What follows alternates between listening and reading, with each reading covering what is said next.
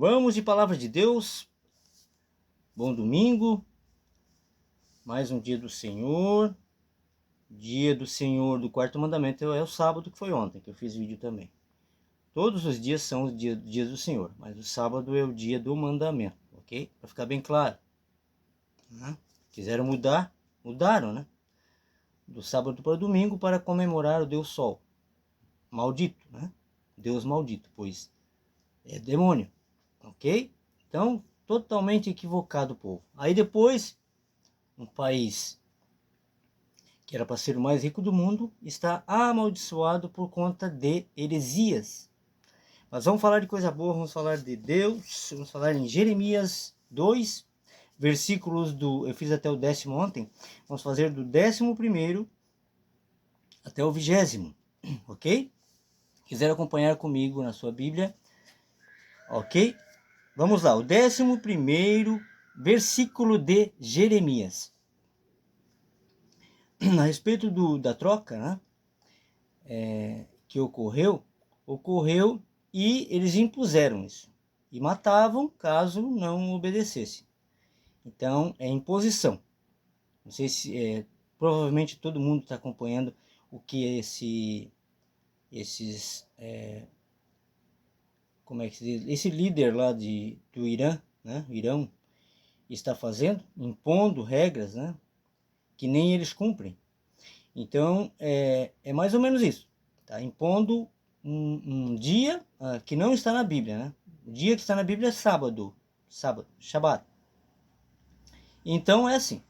Pessoas, falsos profetas, né? Falsos líderes, como Jesus falou, exatamente como ele falou. A Bíblia se cumpre na frente dos nossos olhos, né? E aquele que tem o Espírito Santo consegue captar as heresias, né? Desde o templo, que eu já falei ontem aqui no vídeo, estou falando em todos os vídeos, né? A respeito de templo físico que não existe, né? Enfim, vamos fazer o Jeremias 2, versículo 11. Vamos lá. Houve alguma nação que trocasse os seus deuses, posto não serem deuses. Todavia, o meu povo trocou a sua glória pelo que é de nenhum proveito. Olha só. Espantai-vos disto, ó céus, e horrorizai-vos. Ficai verdadeiramente desolados, diz o Senhor. O 13º. Porque o meu povo fez duas maldades. A mim me deixaram o manancial de águas vivas e cavaram cisternas rotas, que não retêm as águas. O 14º. Acaso é Israel um servo? Ou um escravo nascido em casa? Porque, pois, veio a ser presa? O 15º. Os filhos de Leão bramaram sobre ele e levantaram a sua voz e puseram a sua terra em assolação. As suas cidades se queimaram e ninguém habita nelas. 16º. Até os filhos de Nofá e de Táfnis te quebraram o alto da cabeça. 17º. Porventura não procuras isso para ti mesmo, deixando o Senhor teu Deus no tempo em que ele te guia pelo caminho? 18º. Agora, pois, que te importa a ti o caminho do Egito, para beberes as águas de Sior? E que te importa a ti o caminho da Assíria, para beberes as águas do rio? 19º. A tua malícia te castigará, e as tuas apostasias te despedaçarão. Sabe, pois, e vê que mal e não amargo é deixares ao Senhor teu Deus, e não teres o meu temor contigo, diz o Senhor Jeová dos exércitos. O 20º agora e último desse vídeo. 20º versículo fala assim: quando eu já há muito quebrava o teu jugo e rompia as tuas algemas, dizias tu, nunca mais transgredirei, contudo, em todo o outeiro alto e debaixo debaixo de toda árvore verde te andas encurvando e corrompendo. Ok? Até aqui. Depois eu faço o restante, né, que são 37 versículos. Depois eu faço do 21º em diante, ok? Mas eu quero falar aqui a respeito de imposição, né? Deus nos deu o livre-arbítrio. Então, se você acredita num Deus, né, como na época de Abraão, na época de Moisés, seguiram outros deuses, criaram até um bezerro de ouro para adorar, assim Deus permite. Se você quer seguir umbanda, quimbanda, macumba, né, todo tipo de outros deuses, né, Iemanjá, não sei mais o que tem lá, tudo demônios. Então Deus permite, né? Ele diz na Bíblia, não disse, ele disse, é só você ler. Ele fala, a cada momento que você lê, ele fala com você. Adorai somente a mim, que sou o teu Deus. Então, se você se prostra diante de outro Deus, você está negando Jesus, né? Se você vai a um templo e sustenta esse templo de pedra, você está negando a Jesus. Um templo existe um altar. No altar existe sacrifício. O sacrifício Jesus já fez. Já fez. Então, seremos salvos se crermos que Jesus é o único e suficiente Salvador. Jesus foi enviado pelo Pai para nos orientar. Como o mataram, ele enviou o Espírito Santo. Não tem como parar a obra de Deus. É impossível. Mataram Jesus e todos os profetas, como Jesus mesmo falou, e querem um sinal, uma nação corrupta e adúltera quer um sinal, não terão, a não ser o de Jonas na baleia. Na baleia não, no grande peixe, né? Não se sabe que peixe era.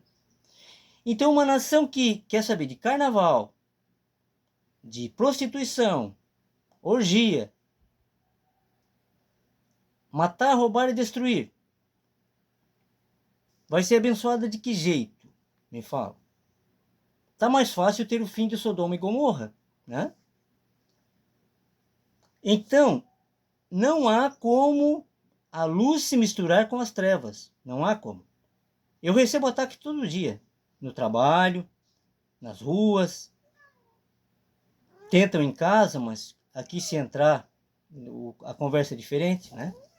Então, sofro ataques a todo momento. Mas me pergunta se tenho medo de algum ataque. Nenhum. Quem tem Jesus, quem tem o Espírito Santo, não tem medo de nada. Sabe por quê? Porque daqui a gente sabe para onde vai, que é para a eternidade com Jesus. E esses que são guiados pelo espírito maligno, que servem a Satanás, eles fazem isso pois sabem que não terão a vida eterna com Jesus. Irão para o inferno.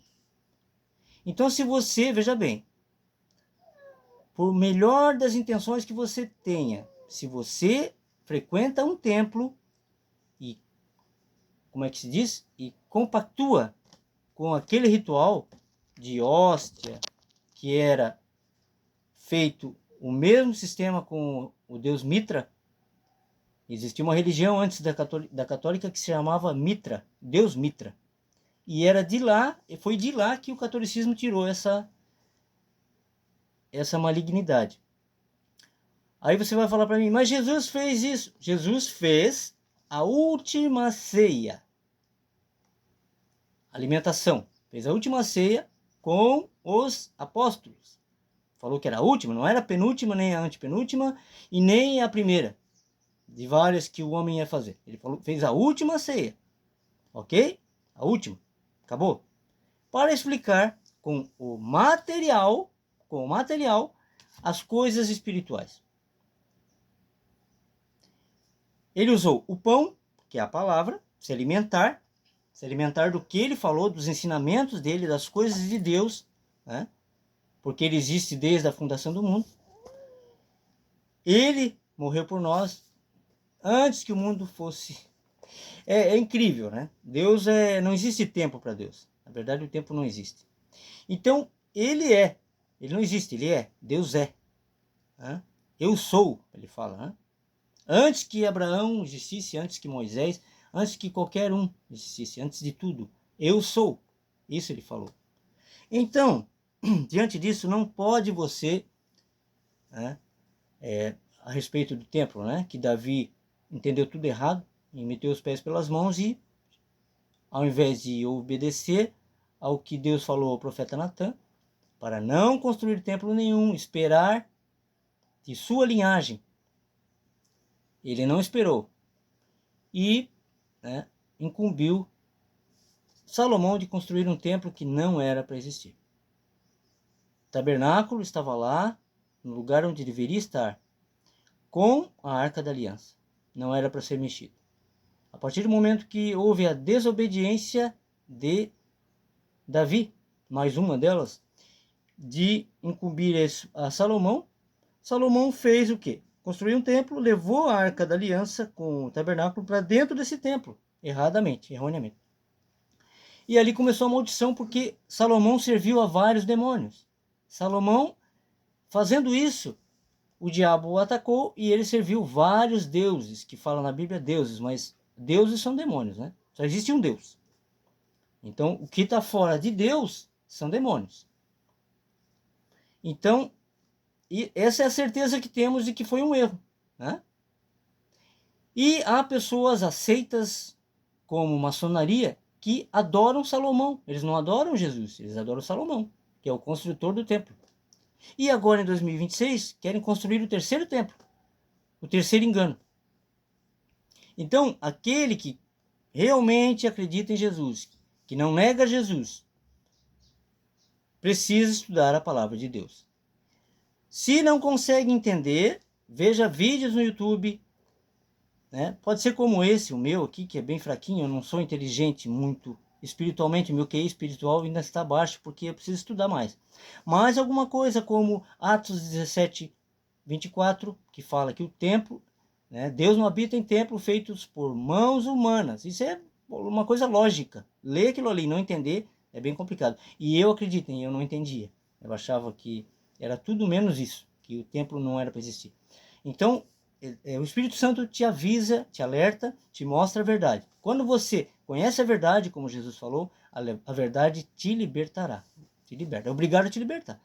Porque se você conhecer a verdade e permanecer no erro, aí já não é com Deus, né? Ele fez a parte que era te mostrar a verdade. Ok? Então é isso. Eu volto a fazer o 21º versículo, né? Até o 30º versículo, e depois vai sobrar uns versículos para fazer mais 6 versículos em outro vídeo, ok?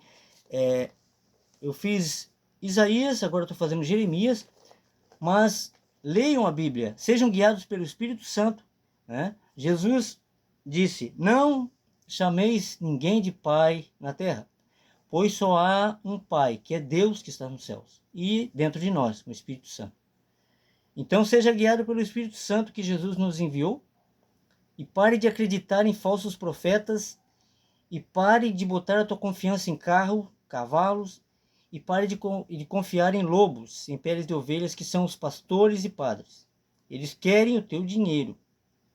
E por mais que aquele que esteja lá como pastor, que não existe, só há um pastor, que é Jesus, haverá um rebanho e um pastor, Jesus. Ele disse isso, ok? Então, se você, por mais melhores das intenções que tenha uma pessoa que se diga pastor, que ainda não conhece a verdade, né, ou está sendo manipulado para ganhar dinheiro, por melhor das intenções que tenha essa pessoa, ela está errada. E você que está indo no templo está cultuando outro Deus. Presta atenção nisso. Ok? O erro está desde o princípio. Né? Não adianta ter boas intenções e fazer errado. A boa intenção, sobre o dízimo, por exemplo. Mas eu quero ajudar. Deus falou para ajudar. Deus falou para ajudar as pessoas. Nós somos a igreja. Ajude as pessoas que estão necessitadas.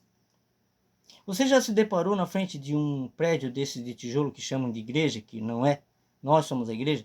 Um mendigo ou vários deitado ali, precisando de auxílio, e as pessoas dentro da igreja olhando para um altar, orando a um outro Deus. Quando Deus pede para voltar lá e acolher aquele que está lá deitado, caído no chão. Olha que incoerência. Olha que absurdo. O mundo espiritual, ele é mais real do que o mundo físico. E Deus vê tudo, ele é onisciente. Ele sabe de tudo, ele é onipotente. Ele tem poder para transformar o teu coração. Ele tem poder, assim como transformou o meu. Eu era uma pessoa horrível. Né? E contra o inferno ainda sou. Contra o inferno serei sempre, até quando Deus me der fôlego de vida. Jamais vão tripudiar na palavra de Deus. Como disse Jesus, podem me xingar, rir de mim, mas se blasfemarem contra o Espírito Santo, não terão perdão nem aqui nem no porvir. O que significa isso? Né? É que Jesus foi questionado a respeito de quem dava autoridade a ele a fazer as coisas. Né? E ele fala, né, como que o diabo vai expulsar o diabo? Não tem como. Né? Então o poder dele vinha do Pai. Enfim, ele explicou tudo. Aos mínimos detalhes ele explicou. Mas o ser humano precisa de coisas físicas, como o templo, como hóstia, como isso, como aquilo, sendo que é o espírito que importa, a carne de nada se aproveita, como ele mesmo fala. Ok? Não vou me alongar aqui, volto para fazer outro vídeo. Fiquem com Deus.